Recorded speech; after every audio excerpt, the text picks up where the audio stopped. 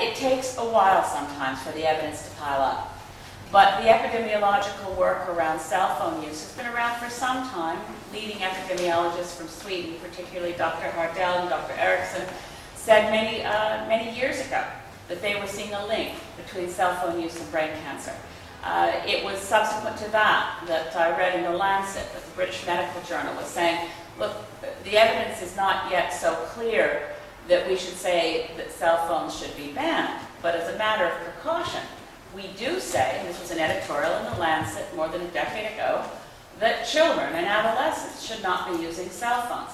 So for those who say that there is no health evidence whatsoever about electromagnetic frequency, they're simply indulging in either wishful thinking or willful blindness. There is evidence. It falls short of the level of being so conclusive that you would take immediate action to ban this technology.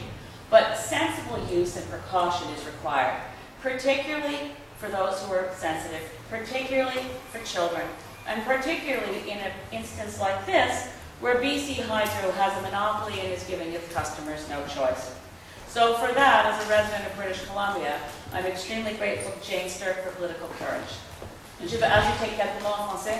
Maintenant, nous avons pas les preuves, mais beaucoup des études qui montrent des inquiétudes au sujet de la fréquence électromagnétique. Et il y a vraiment les concerns pour la santé. Et dans les questions de la smart meters de BC Hydro, nous avons les concerns économiques et aussi pour les questions vraiment dans l'énergie efficace. Cette question de smart meters qui montre qu'il marche ou non. Maintenant, nous n'avons pas les réponses absolument certaines. Mais nous avons dans le Parti vert de Colombie-Britannique une chef comme Jane Stirk, avec le courage en politique pour dire que maintenant, non aux smart meters. Et c'était absolument obligatoire d'avoir les études, d'avoir les témoignages dans le système de la Commission des utilités, le British Columbia Utilities Commission, qui, dans nos avis, c'est très important d'avoir l'étude par et les décisions dans le système de réglementation de British Columbia Utilities Commission. Alors, dans les juridictions en Europe, il y a une réglementation contre ces technologies plus strictes en Canada. And with that, I had neglected to mention that at the federal level, I will be introducing private members' legislation to ensure that Health Canada revamp its regulations of electromagnetic frequencies to be consistent with the levels in Europe and particularly in Germany.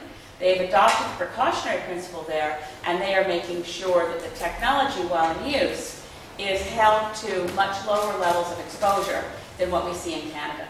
And thanks very much, and I'm sure Jane and Maggie, maybe we should all stand near the front in terms of questions, and please tell us to whom you want to direct your question.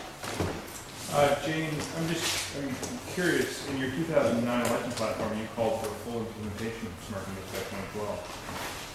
Can you move up to the podium? So that policy, I'm surprised by that. So it is not a policy, in fact, that would be consistent with our belief that we need to move to conservation and that we would need to have the plan for the smart grid in place prior to the meters. And again, there are wired smart meters. We don't need to go to wireless. So are you, I guess, what changed between now and then? Or are you saying that? I'm confused. What's changed between now and then is a greater understanding of the impact of smart meters and the need for people to exercise choice and to have that sense of security in their home. To include the precautionary principle before we go to technology, and to do some of the other things that we've called upon prior to that, those installations. I was looking at Dr. House's. Can I interrupt for a second? Can you come up behind the camera? This is lovely visually for us. We're getting that profile. If you stand behind us, you just look at the cameras. You don't have to look at those guys. Well, we'll just look at them 2D. Yeah, I see. Thank you.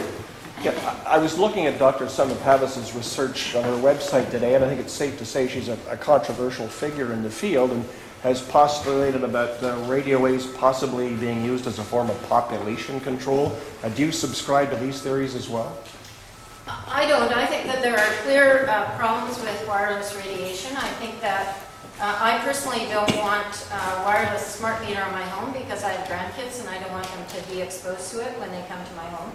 I think that it's very much like things like DDT, where we say that something is safe and then we decide that it's not safe after we find evidence to indicate that people are getting sick from it.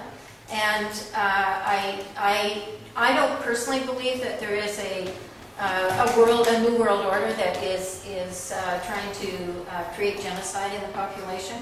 But I do think that we are a population that believes that we can find technological solutions to everything, and that sometimes the simple solutions are the better solutions, and that we ought to be imposing those. I spoke to BC Hydro at one point in time about why they weren't more aggressive about getting us to conserve electricity, and I was essentially told that they don't believe people will conserve, and so they have to go to other means. Well, that's patently untrue. We can do time of day pricing, we can do feed-in tariffs, we can have incentives for making our houses energy efficient, we can have incentives for putting wind turbines and solar panels on buildings. Those are all things that need to be in place prior to trying to believe that an industry that wants to sell a particular technology has the solution to our problem. So what's the way forward? Because you're saying a halt on smart meters, but it seems like you might be talking about progressing with smart meters, giving people an option for a non-wired. I'm just trying to rationalize where you're actually... So we think there needs to be a plan in place. We're spending, I think, close to $350 million on the meters alone. And that is money that we don't know is going to be well spent. It hasn't been well spent in Ontario. They find that their costs are going up, and it's been a very, very expensive program. And so we're saying, halt, don't install any meters. Let's put a plan in place, a 21st century plan, and let's base it in conservation. Let's base it in whatever we need to do to encourage conservation and to create strategies for conservation. And then when the technology is selected, you can make it so attractive that people will opt in. People should always have a choice. I mean, I firmly believe that I should be able to say to BC Hydro, I don't want a smart meter on my house. Not that I want to be notified when they're going to put it on. And what happens where these jurisdictions where they, I think in Victoria and in Australia, they've installed 600,000 before they put a moratorium on, because people said, hey, we don't want this. It's inappropriate. And to remove the BC Utilities Commission from the ability to provide oversight and to act on our behalf as the regulator of energy in this province is unacceptable. So your concerns obviously go well beyond the wireless aspect. They go to privacy, they go to security, they go to personal choice, and they go to health. What about cost to consumers? Like you say in Ontario, they've had these meters installed. Has the bills for the people gone up? Or That's right, the bills have gone up. By how much? I don't know. I'm out in Ontario. Do you know? I don't know how much. But that, I mean, the premier and the politicians trying to recover from the incidents of higher costs are now trying to say, well, you know, it's because it's a new program. We haven't got everything in place. But that's been the experience. It wasn't that Ontario, wasn't that a case that they went to time of day pricing, also different pricing range, as well as a spike in temperatures that caused that sort of what appeared to be a massive increase, as well as their HST. Also came at the same time on those bills. That could be that there are all those factors in place. It doesn't mean that there shouldn't be a pause based on what the experience of other jurisdictions to say, hey, hold on. Is this a good solution? And we need to be able to make sure that there is a plan in place. And that's different from a business case. BC Hydro has a business case for smart meters, and it's all based in the theoretical savings that can happen for people. BC Hydro, as I understand it, is not proposing time-of-day pricing. They don't believe in feed-in tariffs. They don't think that they're going to work in British Columbia. Part of that is because we don't have power our power is too cheap, essentially, and so it doesn't create a level playing field for renewable energy. So there are all kinds of things that we could be doing before we buy a very expensive technology of minimal benefit. You mentioned time-of-day pricing a couple of times, and I would like to see that explored here at least. That's going to be very unpopular in a province like this where hydro's been so incredibly cheap. And people have said, well, I'm not going to bake cakes at 3 o'clock in the morning. Are you prepared to take that unpopular stance? I am very prepared to take that unpopular stance. If we want to deal with very serious issues that face us, from water conservation to energy conservation to climate change, British Columbians are going to have to do their part. And part of that is we're going to have to use less electricity. We're going to have cleaner, we're going to have different forms of electricity. So moving from, we need to preserve our heritage hydro, but we should be investing in things like geothermal, which is almost as cheap as hydro, and then wind and solar and tidal. And so there are all kinds of things that we need to do if we actually want a future for our grandchildren. And I believe that this is the issue of our time. And if there aren't political parties that are prepared to do this, except for the Green Party, and of course we'll take this issue on because, you know, we're prepared to pay more for water than we are for gasoline in this country. We need to do some things here that are dramatically different if we want to have a future for the next generation.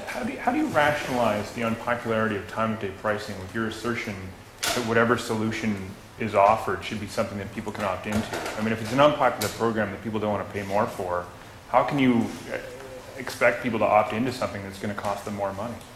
Well, at that point in time, it would cost them less money. It would be a way to reduce their electrical use. Because when you have a smart device, if they choose to have a meter that gives people real-time information about what they're using, people will change their behavior if they know that it will reduce their costs. Can I add this a little bit? I just wanted to say that I have the experience of working with the energy conservation gurus of California in my previous life when I was executive director of Sierra Club of Canada, bringing some of the Public Utilities Commission from California folks to try to talk to the folks in Ontario. And the PG&E experience was really clear. Is when you gave people the option, and this is the question of choice, and say, look, are you prepared to join with us when we need to reduce the draw on the grid? When we see ourselves approaching a brownout, are you willing as a customer to ramp down your use of electricity, at which point we will give you a lower price per kilowatt hour?